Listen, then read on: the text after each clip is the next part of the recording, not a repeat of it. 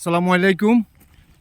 এখন আপনাদেরকে দেখাচ্ছি যে প্রজেক্টে একটু আগে দেখেছেন যে আমি অনেকগুলো মুরগি দেখিয়েছি একটা প্রজেক্টে। সেটা একটা ঘের ছিল, এটাকে একটা প্রজেক্ট, এটা বিভিন্ন ভাগ ভাগ করা। এখন দেখাচ্ছে যে পুরো প্রজেক্টটা দেখুন, বাম দিক থেকে একটা সুন্দর লেকের মতো গেছে, সুন্দর পানি প্রবাহিত হয়। পরে ওনাদের একটা মেইন আরেকটা প্রজেক্ট, এই যে প্রজেক্টের ভাগ ভাগ করে দেওয়া হয়েছে।